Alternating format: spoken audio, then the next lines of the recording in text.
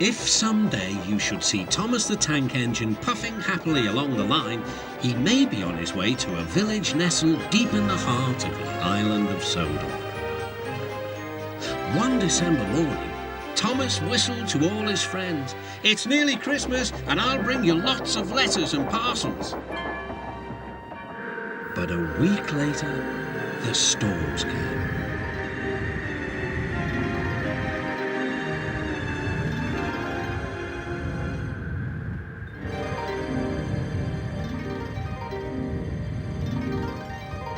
The island was covered with thick snow. The engines found work difficult. Some had to help clear snow from the track, and workmen hacked away at the frozen banks of ice. Thomas and Percy were collecting important post for Christmas. "Driver said there's lots of post for the village," said Thomas. "I'll need an extra truck for it all." Percy was feeling left out. "It's not fair. You're not leaving any post for me." But Percy's chance had come. "There's been a change of plan," said Thomas's driver. "The Fat Controller needs us at the big station. Percy, you are to take Thomas's train to the village." Percy was delighted, but Thomas was sad. "I won't be able to say Happy Christmas to all my friends." "Don't worry," said Percy kindly. "I'll do it for you." "It's not the same," sighed Thomas. Percy was making good time on his way to the village when suddenly, "What's that?" called his driver. There ahead was a fogman by the line. He was holding a red light. "The village is cut off by snow," he shouted. "We need snowplows, workmen and a helicopter. Leave your trucks in the sidings and go back quickly."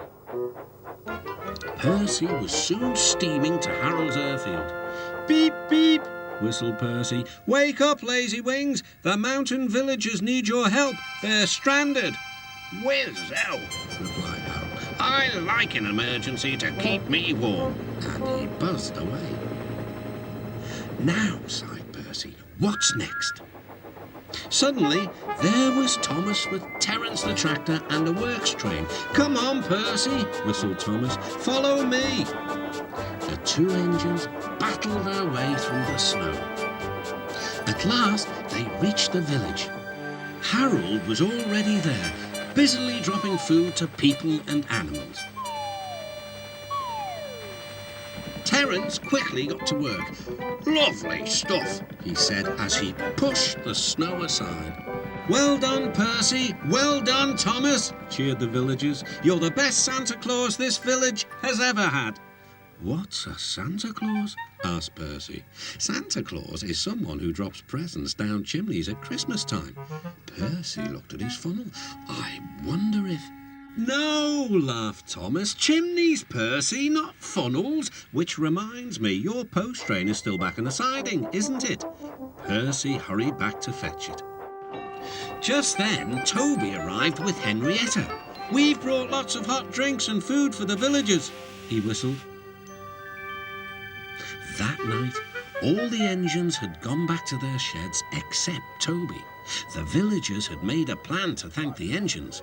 They loaded paint pots and parcels into Henrietta, then they set off through the moonlit countryside. All the engines were fast asleep in the sheds as Toby ran silently into the yards.